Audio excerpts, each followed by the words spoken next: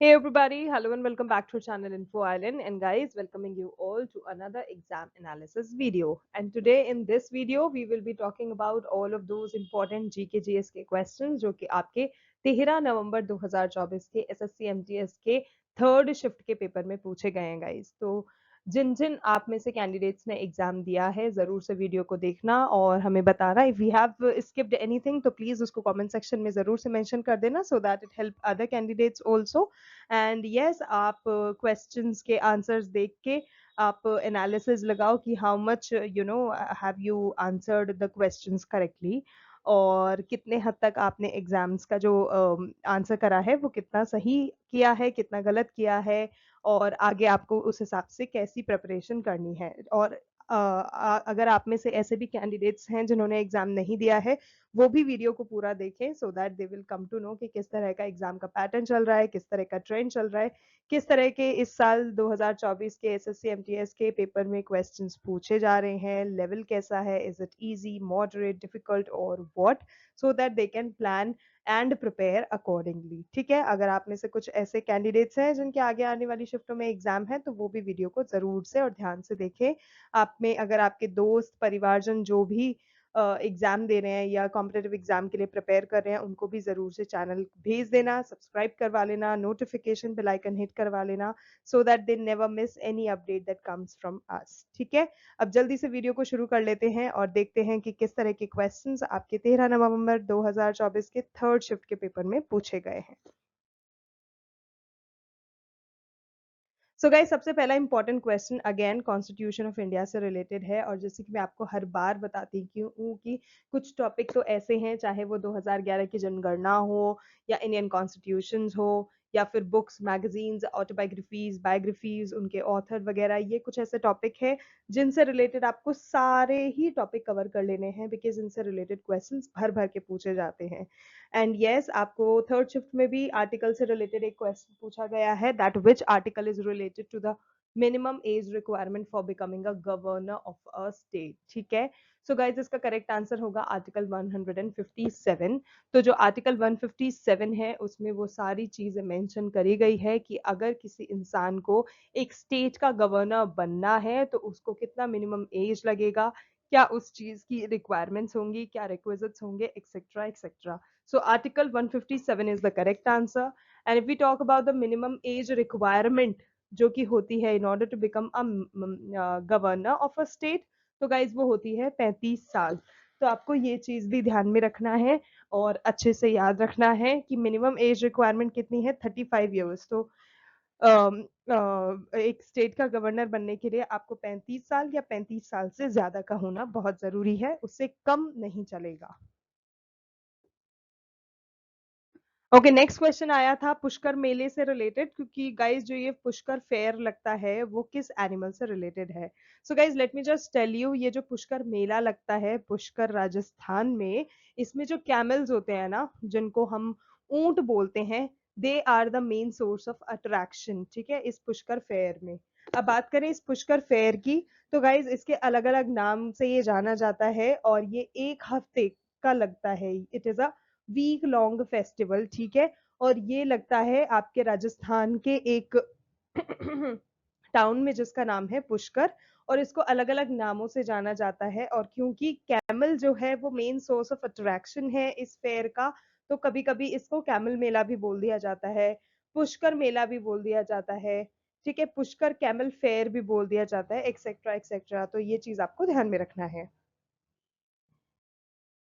Okay, next question, when was the Indus water treaty signed. तो guys ये जो water treaty था ये इंडिया और पाकिस्तान के बीच में साइन किया गया था 19 सितंबर 1960 को। तो 19 सितंबर 1960 is the correct answer. Okay, next question, what is the smallest gymnosperm. तो गाइस जो स्मॉलेस्ट जिम्नोस्पर्म होता है वो है आपका जामिया पिग्मेया। ठीक है, वो स्मॉलेस्ट जिम्नोस्पर्म है। एंड जस्ट इन केस आपसे पूछ लिया जाए कि टॉलेस्ट जिम्नोस्पर्म कौन सा होता है, तो उसका नाम भी आपको पता होना चाहिए, यहाँ पर दिया गया है सिक्वोया, सिक्वोआ सेम्परवेरेंस, सेम्परवेरेंस। तो this is the tallest gymnosperm. ठीक है, यहाँ पे दोनों नाम आपको बता दिए हैं।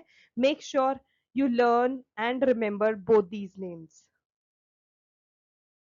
Okay, next question. Which country hosted the ICC World Cup 2023? So, guys, India was the country who hosted ICC World Cup 2023. So, India is the correct answer. Next question. Think and Grow Rich is a book written by whom? तो guys again जैसे कि मैंने आपको बताया book authors बहुत important topic है तो उनकी सारी जितनी भी बुक्स आप पढ़ सकते हो जितनी भी आप बुक्स के नेम याद रख सकते हो उनके ऑथर्स के नेम याद रख सकते हो किसने पब्लिश किया कब पब्लिश किया ये सारी इंपॉर्टेंट इन्फॉर्मेशन ध्यान में रखना बहुत ज़रूरी है अगर हमारे प्रिपरेटरी वीडियोस नहीं देखे हैं तो वो भी देख लेना एसएससी एमटीएस के जो भी अवेलेबल है एग्जाम एनालिसिस के जो भी वीडियोस अवेलेबल है सब देख लेना क्योंकि उसमें जो एडिशनल इन्फॉर्मेशन हम प्रोवाइड कराते हैं उसमें आपको सारी बुक्स और ऑथर्स वगैरह के नाम भी मिल जाएंगे which will actually help you guys a lot. तो coming back to the question जो think and grow rich book है ये लिखी गई थी नेपोलियन हिल एंड रोजा ली बीलन के द्वारा so Napoleon Hill and Rosa B Lee B land is the correct answer next question Odissi dance form से रिलेटेड था कि जो ओडीसी है it is a classical Indian dance form of which state तो ओडीसी जो है basically it is performed in Odisha तो Odisha is the correct answer okay next question again dance form से रिलेटेड है कि जो केलू चरण महापात्रा हैं ये किस डांस फॉर्म से रिलेटेड है तो guys let me just tell you जो केलू चरण महापात्रा हैं ये ओडिसी डांस फॉर्म से रिलेटेड है so Odissi is the correct answer and for his multiple contributions in this particular dance form in this odc dance form उनको काफी सारे achievements काफी सारे अवार्ड्स से नवाजा गया था जिनमें कुछ अवार्ड्स यहाँ पर हमने मेंशन करे हैं फॉर एग्जाम्पल या जैसे कि उनको संगीत नाटक अकादमी अवार्ड मिला था 1966 में उनको पद्मश्री से सम्मानित किया गया था 1974 में उनको पद्म भूषण मिला था 1988 में और संगीत नाटक अकादमी फेलोशिप अवार्ड ठीक है संगीत नाटक अकादमी के उनमें दो अवार्ड मिले थे एक तो नॉर्मल जो संगीत नाटक अकादमी अवार्ड होता है वो 1966 में मिला था और संगीत नाटक अकादमी फेलोशिप जो अवार्ड मिला था वो उनको 1991 में मिला था and apart from this he also was awarded with Padma Vibhushan in the year 2000 so ये सारे ही उनके अचीवमेंट्स बहुत इंपॉर्टेंट हैं अक्सर इससे रिलेटेड क्वेश्चन पूछा जाता है अच्छे से याद कर लेना ओके नेक्स्ट क्वेश्चन आपसे पूछा गया था द जलियांवाला बाग मैसेकर जो हुआ था ये जो जलियांवाला बाग कांड हुआ था ना गाइस ये आपसे पूछा गया था ये किस पर्टिकुलर डेट को हुआ था ठीक है तो ये जो जलियांवाला बाग मैसेकर हुआ था it happened on 13th of April 1919 तो ये डेट आपको याद रखनी है जिस दिन जलियांवाला बाग हत्याकांड हुआ था okay next question who is the minister of the ministry of coal in India at present तो अगर हम करंटली बात करें कि करंटली आज के समय में जो ministry of coal in India है उसके मिनिस्टर कौन है सो उसके करंट जो मिनिस्टर हैं वो है श्री जी किशन रेड्डी तो ये नाम आपको याद रखना है Shri G Kishan Reddy is the current minister of the ministry of coal in India Okay, next question. The unemployment rate in Gujarat in 2021 was what percent? तो परसेंटेज में अगर हम बात करें तो 2021 में जो गुजरात में अनएम्प्लॉयमेंट रेट था मतलब जब लोगों को रोजगार नहीं मिल रहा था तो वो था 1.7% सो 1.7% is the correct answer and apart from these कुछ और स्टेट्स के आपको अनएम्प्लॉयमेंट रेट बता देते हैं 2021 में जो रहे थे सो दैट अगर आपसे उन स्टेट्स का पूछा जाए then you will be in a situation to answer that so West Bengal की अगर हम बात करें तो for West Bengal it was 2.2% in 2021 ठीक है दिल्ली की बात करें तो दिल्ली में इट वाज 1.9% एंड आसाम की अगर हम बात करें तो आसाम में इट वाज 1.7% सो ये तीनों चारों जितनी भी परसेंटेज आपको यहाँ पे दे रखी है these are the unemployment rate in 2021 तो ये सारी इंपॉर्टेंट है अच्छे से याद रखना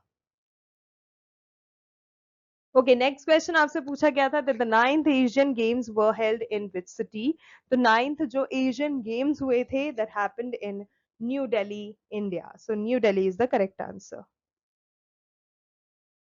okay, next question, which state of India has the lowest sex ratio? तो गाइस जो सबसे कम जहां पर सेक्स रेशियो है भारत में, वो राज्य है Haryana. So Haryana is the correct answer. So that's it guys, those were the very important GK GS questions जो कि आपको 13 नवंबर के थर्ड शिफ्ट का आपका जो एसएससी एमटीएस का एग्जाम हुआ था उसमें पूछा गया था. अगर आपको वीडियो अच्छा लगा then don't forget to like share and subscribe to our channel Info Island, because this is the only platform जहां पर आपको ऑलमोस्ट हर कॉम्पिटेटिव एग्जाम से रिलेटेड preparatory videos और एग्जाम एनालिसिस वीडियोस और पावर बूस्टर वीडियोस और आपकी preparation booster videos time time पे मिलते रहेंगे. एंड इसके अलावा if you guys have any suggestion, any recommendation, any question, any query, then those are very much welcome on our channel. You just have to comment down below in the comment section and let us know that all. Okay, आज के लिए बस इतना ही. Thank you so much for watching. Thank you so much for your time. We will see you in our next video. तब तक के लिए बने रहिएगा इन्फो आइलैंड पे.